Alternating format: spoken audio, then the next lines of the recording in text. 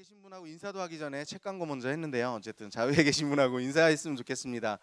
또 어쨌든 한 주간도 또 무사히 승리하시고 여기까지 나오셨는데 환영합니다. 축복합니다. 사랑합니다. 좀 앞뒤 좌우에 계신 분들하고 좀 인사 좀 나누면 좋겠습니다. 환영합니다. 축복합니다. 사랑합니다.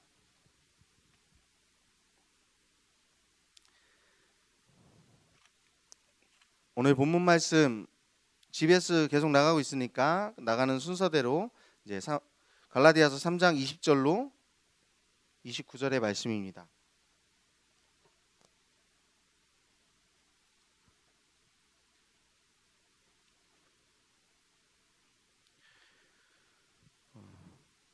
그 교재에 그 문단이 계속 나눠져 있어요. 그래서 이번 문단이 20절로 29절의 말씀이라서 이 말씀을 가지고 오늘 말씀을 나누도록 하겠습니다. 다 찾으셨으면 한 절씩 교독하도록 하겠습니다. 제가 먼저 읽겠습니다. 그 중보자는 한 편만 위한 자가 아니나 하나님은 한 분이시니라.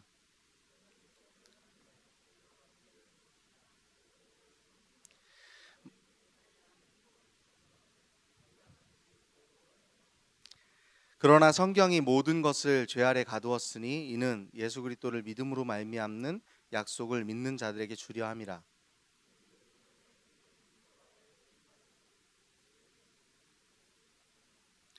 이같이 율법이 우리를 그리스도께로 인도하는 초동교사가 되어 우리로 하여금 믿음으로 말미암아 의롭다함을 얻게 하려 함이라.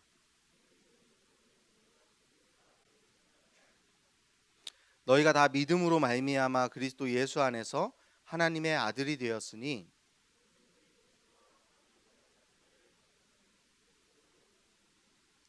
너희는 유대인이나 헬라인이나 종이나 자유인이나 남자나 여자나 다 그리스도 예수 안에서 하나이니라. 너희가 그리스도의 것이면 곧 아브라함의 자손이요 약속대로 유업을 이을 자니라. 아멘. 오늘 본문 말씀은 28절을 살펴보면 그리스도 예수 안에서 하나이니라 라고 말씀을 하고 있어요. 오늘 본문 28절 말씀을 보면 지난주까지는 우리가 이제 율법이 아니라 할례가 아니라 오직 그리스도를 예수 그리스도를 믿음으로 말미암아 우리가 구원을 받을 수 있다라는 이신 칭의에 대한 내용을 계속 다루고 지난주에 마무리급 말씀이라고 설명을 드리고 그렇게 마무리를 했습니다. 오늘 말씀은 이 율법의 목적을 설명하는 전반부와 그리고 하나님의 자녀가 됐다. 그래서 세례를 받은 자들은 하나님의 자녀가 됐다라는 그 후반부의 말씀으로 이렇게 나누어져 있습니다. 오늘 말씀을 좀 읽어보면 좀 놀라운 사실을 발견하게 돼요. 29절, 28절 말씀에 보면 너희는 유대인이나 헬라인이나 종이나 자유인이나 남자나 여자나 다 그리스도 예수 안에서 하나이니라 이렇게 말씀하고 있거든요.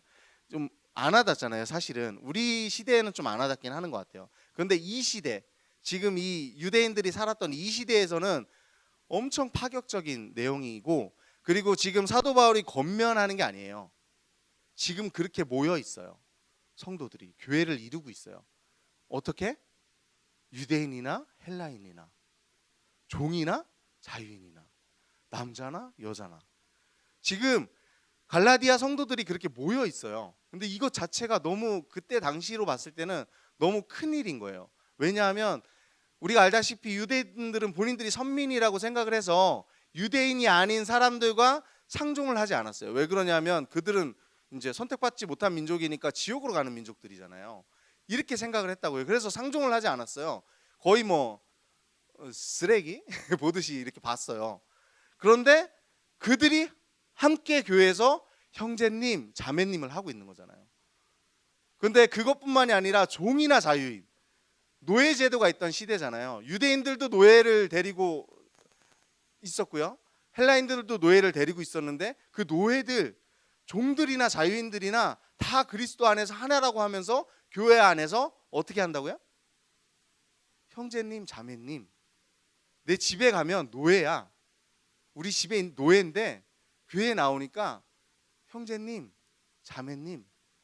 그냥 그 표현하는 표현만 그러는 게 아니라 그렇게 실제로 대했다는 거예요. 재산을 다 내어놓고 같이 상용하면서. 그리고 남자나 여자. 사실은 이 남자나 여자가 제일 큰 이슈인데요. 이거는 제가 마지막쯤에 한번 이 내용에 대해서 나누도록 하겠습니다. 우리가 알고 있는 것처럼 당시에는 이제 남성 우월주의가 있어서 남자들만을 위한 사회였죠. 모계 사회가 아니라 사실은. 예, 그래서 우리가 알고 있는 거니까 좀 이따 같이 나누기로 하고요. 이 사상이 너무 좀 사실은 놀랍더라고요. 28절의 이 내용 자체가 우리에게 좀 충격적으로 다가오는 그런 내용일 것 같습니다. 어쨌든 오늘 말씀을 좀 나눠보면 주 안에 우리는 하나라는 제목을 가지고 말씀을 나눠볼 거고요. 그리고 우리가 주 안에서 진정으로 하나가 되려면 어떻게 해야 되는지에 대해서 좀 세 가지 내용을 가지고 함께 나눠볼 거예요. 그 첫 번째 내용은 율법의 목적을 깨달아야 한다라는 거죠. 율법의 목적을 깨달아야 한다. 본문은 20절에서 22절의 말씀이고요. 이 말씀이 결국 율법의 목적을 깨달아야 한다라는 의미예요. 본문 22절 말씀을 보면 그러나 성경이 모든 것을 죄 아래 가두었으니 이는 예수 그리스도를 믿음으로 말미암는 약속을 믿는 자들에게 주려 함이라 라고 얘기하고 있는데, 여기서 성경은 무엇을 의미할까요? 성경? 네, 다들 알면서 이제 대답을 안 하시는 거죠. 네, 성경은 당연히 이제 이 전 문맥을 살펴보면 율법을 얘기하고 있는 거죠. 구약의 율법, 구약의 말씀. 더 뭐 나아가면 뭐 모세오경이라고 얘기할 수도 있고 계명이라고도 얘기할 수 있지만 결국은 성경, 여기서 표현하는 성경은 구약 성경을 얘기하고 있습니다.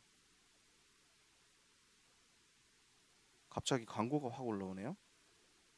죄송합니다.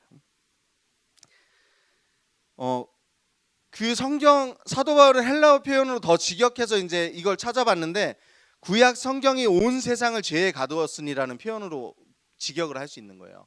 번역을 한 게 좀 평이하게 한 거고, 좀 직역을 해서 얘기를 하면 구약의 성경이 온 세상을 죄에 가두었다라는 표현이라는 거죠. 사도 바울이 이런 과격한 표현은 아마 자신의 회심 직전의 경험이 떠올랐을 것 같아요. 이 표현을 하면서 자신은 분명히 율법에 얽매인 정도가 심해도 엄청 심한 바리새인 중에도 바리새인이었으니까요. 그가 어느 정도 바리새인이었냐면 정말 바리새인, 율법에서는 내가 하나도 흠이 없고 내가 교회를 그 율법을 배척하는, 유대인들의 그 사상을 배척하는 교회를 내가 핍박하기를, 사람을 죽일 정도로 할 정도로, 그렇게 나댈 정도로 그렇게 대단한 유대인이었잖아요. 바리새인이었잖아요. 근데 그 바리새인이 옛날에 그게 떠올랐을 것 같아요. 이걸 얘기를 하면서. 좀 사도 바울이 이런 표현을 좀 많이 썼는데 다른 성경을 한번 찾아봤거든요. 찾아보면 로마서 7장 7절로 13절의 내용이 있어요. 제가 한번 읽어보도록 하겠습니다. 좀 긴 내용이긴 하지만 제가 읽어드릴게요. 그런즉 우리가 무슨 말을 하리요? 율법이 죄냐? 그럴 수 없느니라. 율법으로 말미암지 않고는 내가 죄를 알지 못하였으니 곧 율법이 탐내지 말라 하지 아니하였더라면 내가 탐심을 알지 못하였으리라. 그러나 죄가 기회를 타서 계명으로 말미암아 내 속에 온갖 탐심을 이루었나니 이는 율법이 없으면 죄가 죽은 것임이라. 율법이 만약에 없었다면 그 죄는 그냥 죽은 거나 마찬가지다. 전에 율법을 깨닫지 못했을 때에 내가 살았더니 계명의 이름에 죄는 다시 살아나고 나는 죽었도다. 생명에 이르게 할 계명이 내게 대하여 도리어 사망에 이르게 하는 것이 되었도다. 죄가 기회를 타서 계명으로 말미암아 나를 속이고 그것으로 나를 죽였는지라. 이로보건대 율법은 거룩하고 계명도 거룩하고 의로우며 선하도다. 그런즉 선한 것이 내게 사망이 되었느냐? 그럴 수는 없느니라. 오직 죄가 죄로 드러나기 위하여 선한 그것으로 말미암아 나를 죽게 만들었으니 이는 계명으로 말미암아 죄로 심히 죄되게 하려 함이라. 이렇게 표현을 하고 있는 거죠. 로마서에서 표현하는 것은 사도 바울의 마음을 살펴볼 수 있어요. 그는 탐심과 시기를 그만 율법을 제대로 깨닫기 전까지는, 그 구절에서 말씀하는 계명이 이름에가 되기 전까지는 자만에 젖어 있었던 사람이에요. 자기가 계명으로는 자기가 흠잡을 데가 없다. 난 다 지키면서 살았어. 이렇게 얘기했는데 그 계명이 이르니까, 그 계명이 나에게 계명으로 이르니까 아, 내가 죄인이구나라는 걸 깨닫게 되었다는 거죠. 열심히 힘이 넘쳤던 바리새인이었던 이 사도 바울, 사실이 계명이 이르니까 그는 율법을 통해서 자신이 도덕적으로 무력한 존재임을 보고 느꼈다라는 거죠. 그 계명이 이름에라는 것은 예수님이 오심에, 예수님이 진정한 계명으로 오시니까 내가 그 전에 알고 있던 이 계명이 문제가 아니라 예수님의 계명으로 말미암아 내가 죄가 하나도 없이 율법으로 온전한 줄 알았는데 그게 아니구나, 난 완전 죄인이구나 라를 깨달음을 얻었다라는 거죠. 그 계명이 이름에 그 율법을 통해 자신의 도덕적으로 무력한 존재임을 느꼈고, 자신이 그냥 죄인일 뿐만 아니라 스스로 해방되거나 내가 율법을 열심히 지켜가지고 스스로 해방되거나 아니면 치료할 수 있는 그런 존재가 아니라 속수무책인 죄의 포로임을 깨달았다고 표현하는 것입니다. 바로 이것이 율법의 목적이라는 것이죠.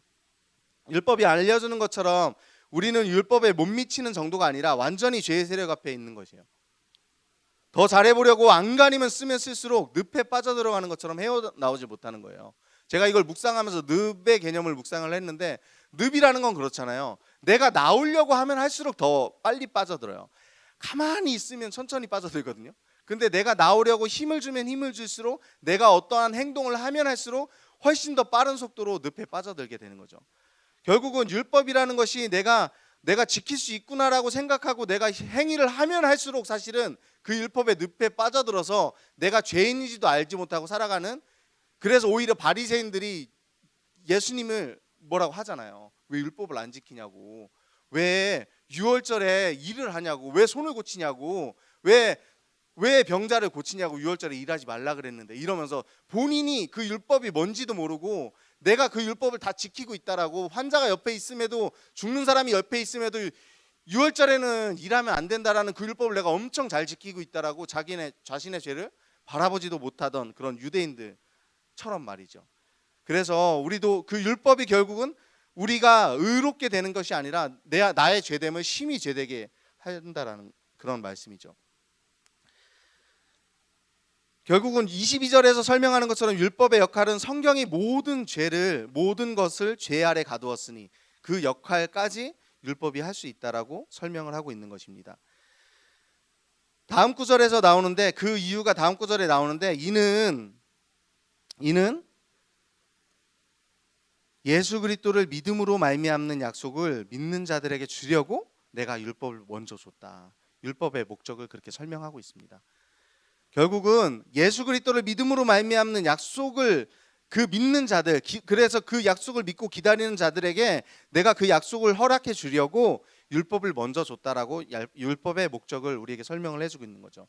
결국은 율법의 목적은 모든 것을 죄 아래 가두는 것이고, 그 이유는 예수 그리스도를 믿음으로 구원을 받을 수 있다는 모든 사람들에게 동등한 구원의 방식을 우리에게 선물로 주시려고 했다라는 것이죠.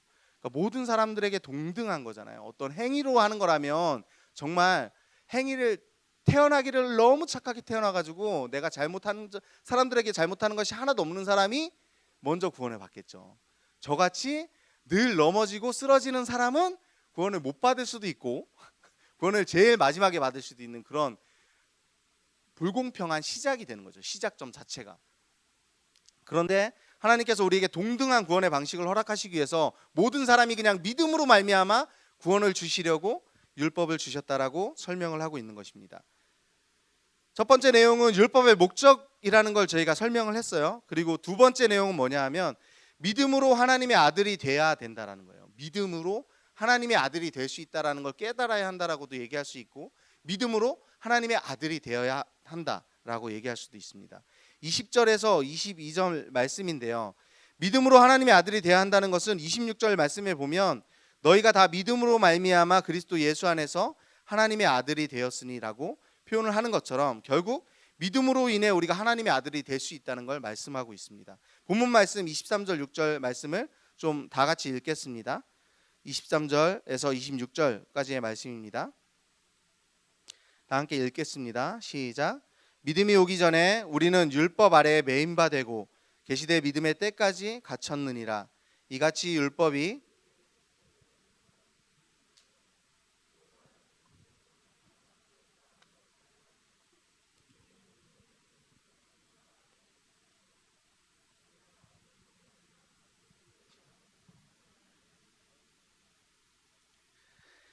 믿음이 오기 전에 우리가 율법 아래에 갇혀 있었는데 언제까지 갇혀 있었다고 설명하고 있나요? 말씀을 보면 믿음의 때까지라고 말씀하고 있습니다. 믿음으로 구원을 얻을 때까지, 즉 주님이 십자가에서 모든 사명을 다 완료할 때까지 율법 아래 갇혀 있게 한다라고 말씀을 하시는 거죠.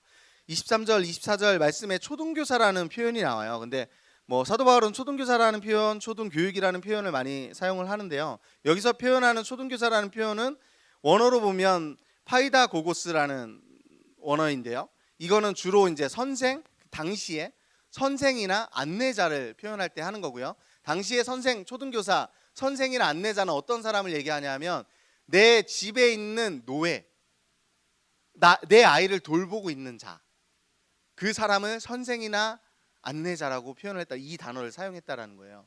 뭐냐 하면 이 아이가 이 안정권 안에서 벗어나지 못하게 하는 사람, 계속 이 아이를 감시하고 이 아이를 막는 사람, 벗어나지 못하도록 이 사람을 초등교사라고 표현을 했다라고 하는 거죠. 결국 아이들의 안전을 위해 통제하는 그런 역할을 하는 사람을 여기서 얘기하는 그 초등교사라고 표현을 했다라는 건데요. 제가 이 초등교사라는 표현을 들을 때마다 제가 옛날에 들었던 어떤 말씀이 자꾸 생각이 나가지고 고민을 하다가 찾았는데, 옛날에 되게 유명했던 30년 전에 유명했던 베스트셀러가 있더라고요. 이 책 제목이 내가 정말 알아야 할 모든 것은 유치원에서 배웠다라는 책이에요. 30년 전 정도 전인 책인데 초대박 히트를 쳤던, 엄청난 히트를 쳤던 책입니다. 내용도 당연히 그거에 이 제목에서 다 드러나고 있는 것처럼 그런 내용이고요. 책의 제목에서 주는 것처럼 사실 우리가 살아갈 때 필요한 모든 것을 유치원 또는 초등학교에서 거의 다 배웠다라고 설명을 하고 있는 거예요. 우리가 어린 시절에 어떤 걸 배웠나요? 부모에게 또는 학교 선생님에게, 아니면 어른들에게, 아니면 선배에게 어떤 것들을 주로 배웠죠? 유치원 때, 초등학교 때 배우는 것들. 되게 단순한 거죠. 차길을 건널 땐 좌우를 잘 살피고 건너야 된다. 그리고 횡단보도에 건너야 되고, 아는 어른을 보면 먼저 인사해야 되고, 그리고 사람들에게 사기치지 말아야 되고, 어른들을 공경해야 되고, 부모를 공경해야 되고, 그리고 이런 것들이죠. 지각하지 말아야 되고, 되게 단순한 것들이에요. 근데 이것들을 결국은 우리는 초등학문에 배웠던 내용들인데, 결국은 여기서 얘기하고 있는 율법이라는 것들은 이런 것들이라고 얘기를 하는 거죠. 그러면 그 율법을 우리가 성장을 하고 나면 안 지키나요? 그 율법을 성장을 하고 나면 어떻게 되죠? 우리가 성장하고 나면 그 율법, 초등학문에 배웠던 게 어떻게 되죠? 그때는 어른들이 혼냈어요. 너 이렇게 하면 안 돼. 야, 너 지각하면 안 돼. 너 어른한테 반말하면 안 돼. 야, 도로 건널 때 이거 안 지키면 안 돼. 혼났어요. 계속 지적받고 혼났어요. 근데 점점 성장하면서 이 율법과 이런 것들을 안 지키고, 초등학문에 배운 걸 안 지키고 다른 걸 지키는 게 아니라 지키죠. 어떻게? 자율적으로 내 스스로 자연스럽게 기쁨으로 그냥 지키려고 해서 지키는 게 아니라 당연한 거니까 지키는 거잖아요. 율법이 그렇다라는 거예요. 율법이. 제가 계속 율법으로 구원받는 게 아니에요. 행위로 구원받는 게 아니에요. 그러니까 믿음으로만 구원받는다는 걸 여러분들이 알아야 돼요라는 걸 계속 강조를 했잖아요. 제가 엄청 많이 강조를 했어요. 그래서 질리실 정도로 들으셨을 것 같아요. 근데 제가 얘기하고 싶은 건 율법을 지키지 말아야 된다라는 게 아니라 그 율법은 당연히 해야 된다라는 거죠. 당연히. 그게 누군가 어렸을 때 혼내가지고 지키던 그런 규칙들이 아니라, 내가 그걸 지킴으로 인해서 나를 지키고 우리 가족을 지키고 우리 동네를 지키고 우리 나라를 지키는 그 법이 되는 거잖아요. 도덕. 나만을 지키기 위해서 했던 게 아니라 사실은 모두를 지키기 위해서 했던 게 우리가 유치원 때 그리고 초등학교 때 배웠던 그런 도덕들이라는 거죠. 율법도 이와 마찬가지라는 거죠. 이 모든 것들이 세상의 질서만을 위해서 한 것이 아니라 나와 내 가족 그리고 이웃 행복을 위해서 만들었고, 성장하면 그냥 자연스럽게 했던 것들. 이 모든 율법이 우리에게 유익하지만 성경에서 얘기하는 건 생명까지는 줄 수 없으니까, 이 율법을 지킨다고 너희들이 너희들의 죄가 다 사하여져 가지고 생명까지 얻을 수는 없으니까 이 율법을 나중에 이르게 될 믿음의 언약까지 인도하는 초등 선생으로 내가 사용을 한 거야 라고 설명을 해주고 있다는 것이죠. 그래서 24절에 보면 이같이 율법이 우리를 그리스도께서 인도하시는 초등교사가 되어 우리로 하여금 믿음으로 말미암아 의롭다함을 얻게 하려 함이라 라고 말씀하고 있는 것입니다. 율법이 우리를 그리스도께로 인도한다고 말씀하고 있는 것이고, 결국 우리로 그 믿음으로, 그리스도를 믿음으로 말미암아 의롭다함을 얻게 한다라는 것이죠. 그 주 안에서, 그리스도 예수 안에서 하나님의 아들이 되었으니라는 표현이 나와요. 26절에 보면 그리스도 예수 안에서 하나님의 아들이 되었다. 우리가 주 안에서 진정 하나가 되고 믿음으로 하나님의 아들이 된다는 사실을 알아야 한다는 것입니다. 두 번째 말씀은 결국은 그냥 율법으로 아니면 행위로 그 어떤 무엇으로도 우리가 하나님의 아들이 될 수 없는데 믿음으로 하나님의 아들이 될 수 있다는 걸 우리가 알아야 우리가 주 안에서 진정으로 하나가 된다는 것이고, 마지막 세 번째 내용은 믿음으로 그리스도로 옷 입어야 한다라는 말씀입니다. 26절에서 29절까지의 말씀이 이 말씀에 포함되어 있는데요. 27절의 말씀을 보면 누구든지 그리스도와 합하기 위하여 세례를 받은 자는 그리스도로 옷 입었느니라. 누구든지 그리스도와 합하기 위해서 세례를 받은 자는 결국 그리스도의 의의 옷을 입은 자라고 말씀하고 있는 것입니다. 여기서 옷 입는다라는 표현도 사도 바울이 좀 많이 사용하는 표현이거든요. 다른 말씀의 몇 구절만 좀 찾아봤는데, 먼저 로마서 13장 12절 말씀입니다. 로마서 13장 12절 말씀이고요. 제가 읽어드릴게요. 밤이 깊고 낮이 가까웠으니 그러므로 우리가 어둠의 일을 벗고 빛의 갑옷을 입자. 빛의 갑옷을 입자. 어둠의 일을 벗고 어둠의 행위들 옷을 벗고 빛의 갑옷을 입자. 또 에베소서 4장 24절의 말씀에 보면 하나님을 따라 의와 진리의 거룩함으로 지으심을 받은 새 사람을 입으라 라는 표현이 나오고요. 마지막으로 골로새서 3장 12절 말씀을 보면 그러므로 너희는 하나님이 택하사 거룩하고 사랑받는 자처럼 긍휼과 자비와 겸손과 온유와 오래 참음을 옷 입고 라는 표현을 사용하고 있습니다. 이 세 군데 구절에서 사용된 말씀을 보면 옷 입는다라는 표현이 뭔지는 우리가 의미를 쉽게 알 수 있을 것 같아요. 그런데 오늘 본문에서는 좀 특별하게 설명을 된 게 그리스도를 의복으로 견준 거잖아요. 그리스도를 옷으로 견준 거예요. 그리스도와 옷을 동급으로 지금 얘기를 하고 있는 거예요. 이 안에 정말 놀라운 의미가 담겨져 있는데, 지난주에 말씀드린 것처럼 예수님으로 의의 옷을 입는다라는 말씀을 했었지만 그 말씀이 이제 여기에 포함되어 있거든요. 제가 요즘에 지금 갈라디아서 GBS를 하고 있어서 팀 켈러의 그 당신을 위한 갈라디아서라는 책을 계속 읽고 있거든요. 거기에서는 이런 표현이 나와요. 4가지 의미를 설명을 해줘요. 이 지금 내가 얘기했던 이 옷 입고라는 표현에서 첫 번째는 그리스도로 옷 입는다는 것은 우리의 정체성이 항상 예수님의 안에 있는 자라는 정체성으로 바뀌었다라는 거죠. 그러니까 하나님이 우리를 볼 때 예수님으로 보시는 거고, 내가 사람들이 나를 볼 때 예수 믿는 자 그리스도인으로 바라본다라는 거예요. 그래서 우리의 정체성이 아예 그리스도인으로 바뀌었다라는 것, 그것이 옷 입는다라는 첫 번째 정말 의미라고 할 수 있고요. 두 번째는 그리스도의 옷과 몸의 사이처럼 예수님과 나의 관계가 굉장히 가깝다라는 거죠. 예수님과의 나의 관계가 옷을 입은 것처럼 가까운 관계가 되었다라고 얘기할 수 있는 거고요. 세 번째는 우리가 예수님과 가까이 있음으로 예수님의 모습을 본받을 수 있는 그런 사람이 될 수 있다라는 거예요. 그러니까 가까이 있는 사람이 더 본받을 수 있잖아요. 그러니까 옛날에 유명했던 뭐 노자나 공자나 이런 사람들 곁에는 늘 많은 제자들이 있었어요. 근데 그 중에 수제자들은 어떻게 알 수 있을까요? 그 스승의 가까이에 있는 사람이 수제자예요. 왜? 가까이서 봐야 더 많이 본받을 수 있으니까. 그리고 뭐 영화에서도 많이 나오는 장면인데, 어떤 나라에 되게 유익을 끼친 사람이 있어. 그러면 그 사람에게 왕이 엄청 많은 것들을 하사하지만 그 중에 사람들이 바라는 건 왕에게 더 가까이 갈 수 있는 권한. 왕에게 얼만큼까지 가까이 갈 수 있느냐가 왕이 선물로 주는 큰 선물 중에 하나라는 거죠. 왜? 가까이 갈 수 있다라는 건 그 사람을 충분히 더 많이 본받을 수 있기 때문이라는 거죠. 이와 마찬가지로 예수님과 가까이 할 수 있다라는 건 우리가 예수님의 모습을 더 가까이서 볼 수 있고 결국은 본받을 수 있는 기회가 더 많이 주어진다라는 거고요. 네 번째는 우리의 수치를 가려준다는 의미가 있습니다.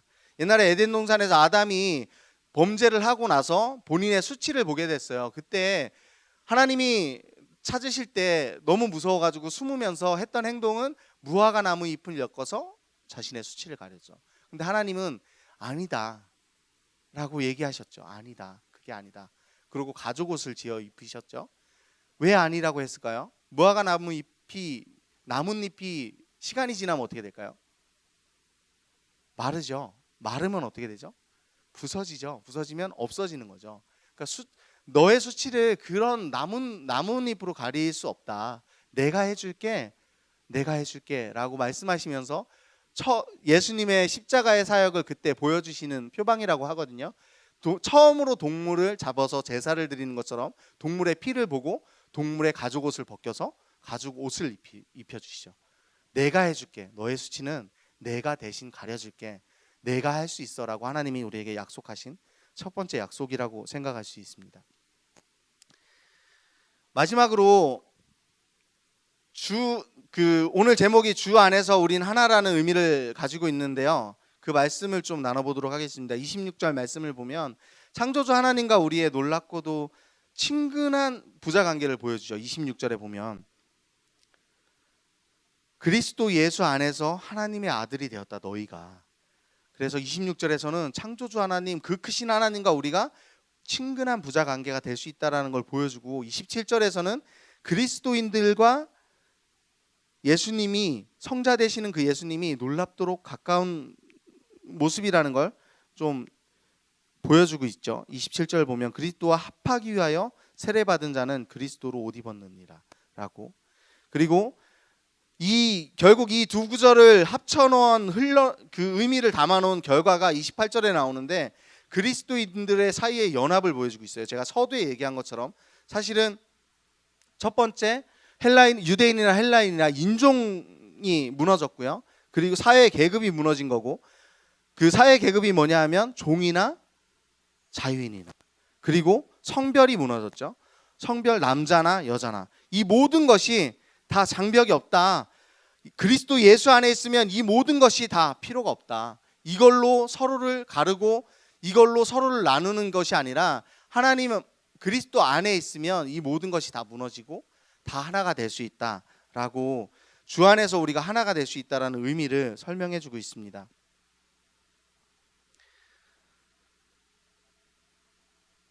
저는 26절 말씀에 하나님의 아들이라는 말에 좀 더 집중해서 묵상을 했었는데요.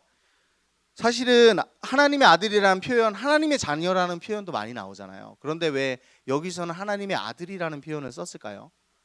하나님의 아들, 어떤 의미가 있을까요? 하나님의 자녀랑은 달라요. 하나님의 자녀, 하나님의 딸이 될 수도 있고 아들도 될 수도 있겠죠. 근데 하나님의 아들이라고 했다라는 것은 당시의 문화를 살펴보면 알 수 있는 게 그 당시에는 아들만 유업을 물려받을 수 있었잖아요. 그러니까 하나님의 아들이라고 우리에게 해주셨다라는 것은 하나님의 이 29절의 말씀에 나오지만 하나님 그 유업을 이을 자가 될 수 있다라는 것, 약속대로 유업을 이을 자가 우리가 될 수 있다라는 걸 얘기를 해주는 것과 더불어서 사실은 당시의 남녀 차별에 관한 것도 속해 있어요. 딸들도 아들이에요. 당시에 무시받던 딸들도 하나님에게는 아들이 되는 거죠. 그렇다고 뭐 딸들만 위하냐? 그렇지도 않죠. 우리는 또 하나님의 거룩한 신부가 되죠. 남자도 신부예요. 거룩한 신부. 저만 은혜를 많이 받았나 봐요. 당시에 성별을 나누고 남자들만 우월하던 그 세상에서 하나님이 너희들은 다 나에게 똑같은 자녀야. 너희들은 다 나에게 내가 똑같이 사랑하는 아들이고 딸이야. 그러니까 너희들은 나의 유업을 이을 자야 라고 말씀해 주시는 그 하나님의 사랑의 크기를 묵상해 보게 되었습니다. 제가 이거를 좀 묵상하고 예화를 하나 좀 얘기를 하려고 하는데 짧게 할게요. 네, 시간이 많이 지났기 때문에 짧게 하도록 하겠습니다. 그 거지 왕자라는 게 있어요. 옛날에 우리가 아는 거지 왕자 말고 똑같은 생긴 사람이 왕자가 되고 이거 말고, 옛날에 한 거지, 한 엄청 큰 나라에, 되게 잘 사는 나라에 왕이 어느 날 길을 가는데 거지가 있는 거예요. 근데 그 거지를 불쌍하고 또 그러니까 너 이제부터 내 아들로 양자해라. 그리고 양자로 데리고 갔어요. 그 거지는 완전 대박 로또 맞은 거죠. 되게 편한 거예요. 근데 왕자가 되면 뭘 해야 되죠? 왕자의 품위에 맞는 행동을 해야 돼요. 근데 평생을 거지로 살아온 이 사람이 너무 불편한 거야. 그 격식을 배우는 거 하며, 사람들한테 그걸 행동을 하는 거 하며, 먹을 때도 심지어 내가 편안하게 먹지를 못해. 음식에 예의를 차려야 되기 때문에. 이러니까 너무 힘들어가지고 이 사람이 성 밖으로 몰래 도망갔어요. 그래서 그 모든 소문이 이제 왕에게 들어갔겠죠. 왕이 얘가 아직 적응을 못하니까 좀 그냥 당분간은 내비둬라, 이렇게 얘기를 했어요. 그러면 그 거지는 신분이 뭘까요? 그 거지의 신분은 뭐죠? 지금 신분. 밖에 나갔어요. 옛날처럼 돌아갔어요. 물론 옛날처럼 구걸은 하지 않았겠지만 거의 옛날 생활로 돌아갔어요. 그러면 그 거지의 지금 신분이 뭐냐는 거죠. 왕자죠. 왜? 왕이 왕자에서 거지로 다시 보낸 게 아니라 당분간 그 사람이 적응할 때까지, 그 내 아들이 적응할 때까지 당분간 그냥 내비둬, 옆에서 위험에 처하면 도와주고 이러면서 그냥 내비뒀기 때문에 그 거지의 신분, 그 왕자가 된 그 거지의 신분은 아직도 왕자죠. 신분이 변하지 않아요. 자기가 어떻게 살든지 간에 그 신분이 변하지 않는 거예요. 그와 마찬가지로 하나님이 우리를 죄의 도구로 살던 우리를 양자로 삼아주셨잖아요. 근데 지금 우리가 율법 지키는 게 너무 힘들어. 하나님의 말씀을 다 지키고 사는 게 너무나도 힘들어.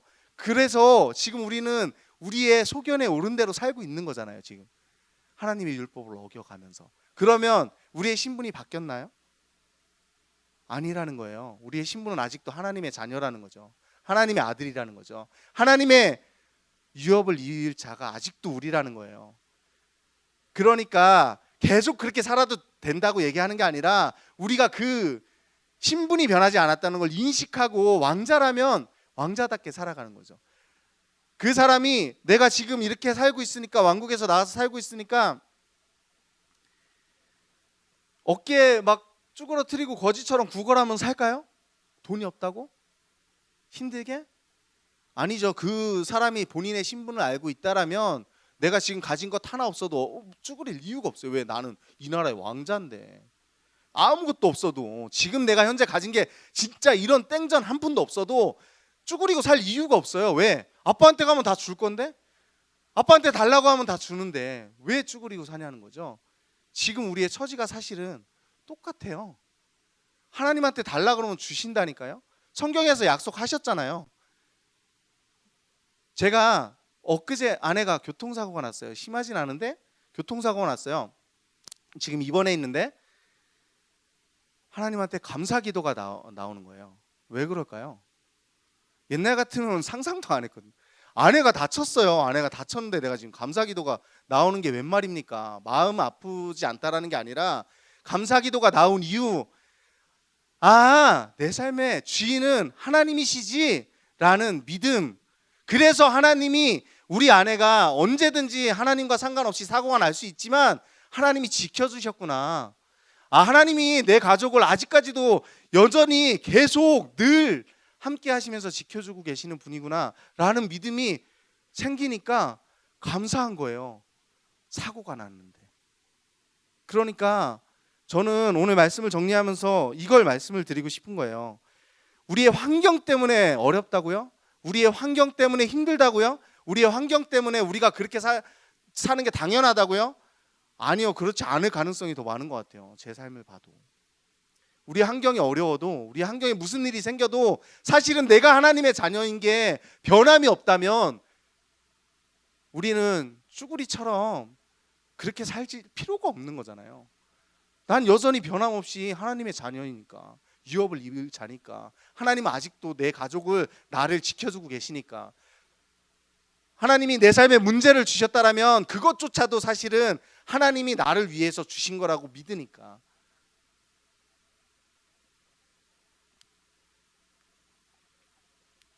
저는 여러분들의 하나님이 저의 하나님과 다르다고 생각하지 않아요. 그렇죠? 여러분들이 믿는 하나님이 제가 믿는 하나님과 똑같습니다. 그래서 제가 간증할 때마다 불안한 게 꼭 여러분들이 저와 같은 경험을 하고 꼭 여러분들이 저와 같은 응답을 받을 거라고 생각하지 않아요. 왜냐하면 다 다르니까. 하나님이 다 다르게 만들어 주셨고 응답도 다 다르게 해주시니까. 그것 때문에 얘기하는 게 아니라 내가 하나님을 믿으니까 내 삶이 어떻게 변화가 있어도 하나님이 내 삶의 주인이시고 나의 아버지시라는 사실이 변함이 없고, 그래서 힘들고 어렵고 마음 아플 때가 있지만, 아내가 교통사고로 나서 마음에 어려움이 있지만 그럼에도 불구하고 하나님께 기쁨으로 감사 기도를 드릴 수 있는 것, 그게 여러분들에도 동일하게 있었으면 좋겠습니다. 그 믿음이, 하나님 아버지 되신다라는 그 믿음이 여러분들에게도 저와 동일한 그런 믿음이 있었으면 좋겠습니다. 찬양하도록 하겠습니다. 여러분들이 다 예상하는 오늘 제목과 똑같은 주 안에 우린 하나라는 찬양 하면서 좀 오늘의 말씀을 함께 좀 더 묵상하고 그렇게 했으면 좋겠습니다.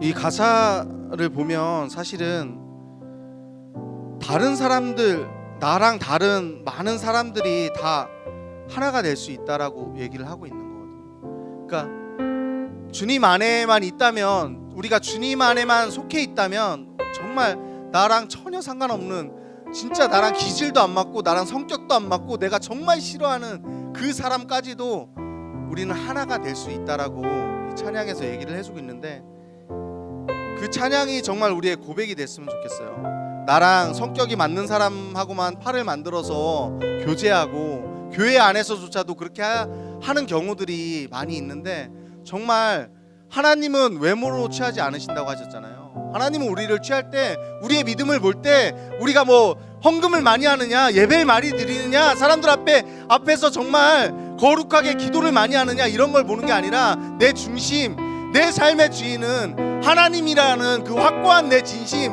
눈에 보이지 않는 것, 사람들이 전혀 눈으로 볼 수 없는 그 믿음을 보시고 우리의 믿음을 판단하신다라는 거거든요.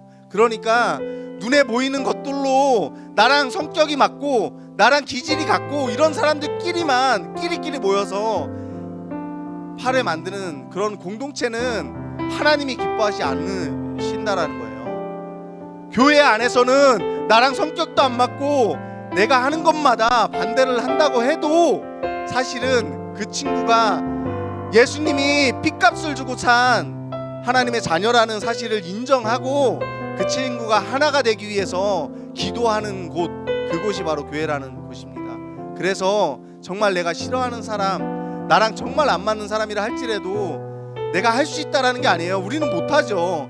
내가 싫어하는 사람 어떻게 좋아하고 사랑해요. 그런데 성령님이 우리 안에 계시니까, 성령님이 내 안에서 도와주시니까 우리는 할 수 있다라고 확신합니다. 찬양을 좀 부르면서 우리가 그렇게 하나가 될 수 있게 해달라고 좀 고백하는 마음으로 찬양하기 원합니다. 주 안에 우린 하나 찬양하시겠습니다.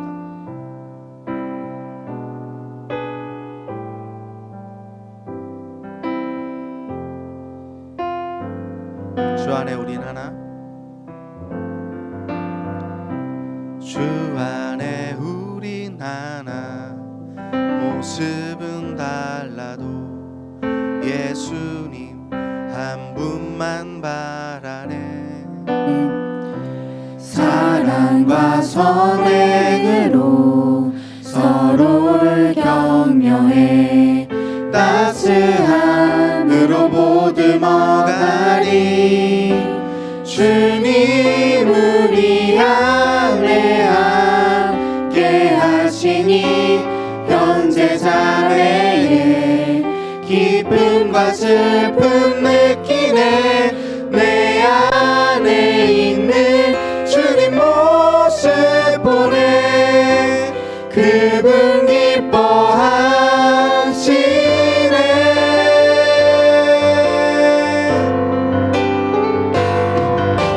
주님 우리 통해 계획하시니 부족한 입술로 찬양하게 하시니. 주님 우리 통해 계획하시니 너를 통해 하시는 기대. 시간에 좀 찬양의 가사를 기억하시면서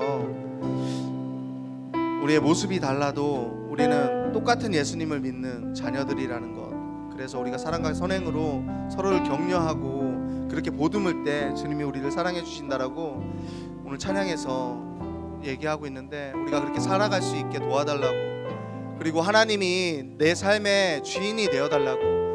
우리들이 입술로는 날마다 하나님이 내 삶의 주인이라고 그렇게 얘기를 하지만 막상 어떤 일들이 생겼을 때, 어떤 문제들이 닥쳤을 때 이 일을 어떻게 해결해야 되는지, 이 일을 내가 어떻게 해결해야 되는지 내가 고민하고 내가 해결하며 그렇게 살아가려고 할 때가 너무나도 많은데, 그건 내 삶의 주인이 나라는 것이죠. 이 시간에 내 삶의 주인님이 하나님이라고 고백했으면 좋겠습니다. 그래서 내 삶에 어떠한 문제들이 찾아올지라도 하나님 이 문제를 해결해 달라고, 하나님이 이미 알고 계시는 이 문제를 하나님께서 친히 해결해 달라고 기도할 수 있는 그런 우리들이 되게 해달라고 이 시간 좀 소리 높여서 주여 이름 한번 부르고 그렇게 함께 기도하기 원합니다. 함께 기도하시겠습니다. 주여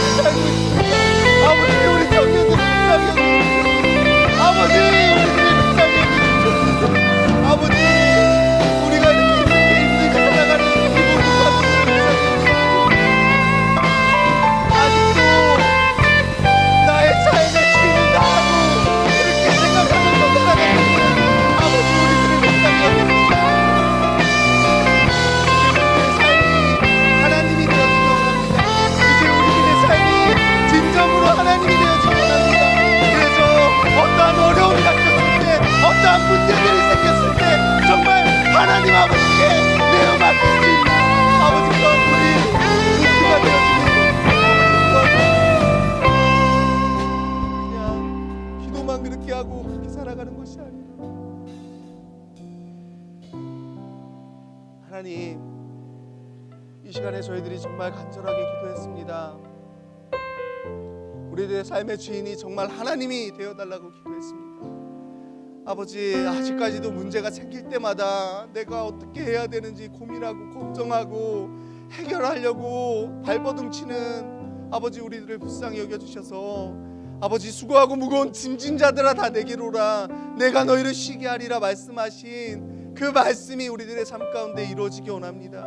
그래서 문제들이 생겼을 때, 어려움이 닥쳤을 때 하나님이 능히 해결해주고도 남는다라고 믿는 믿음으로 그렇게 이렇게 살아가는 우리 모두가 되어질 수 있도록 아버지 도와주시옵소서. 하나님께서 우리들의 기도에 응답하시고 함께 해주실 것을 믿고 감사드리며 이 모든 기도 살아계신 예수님의 이름으로 기도드렸습니다.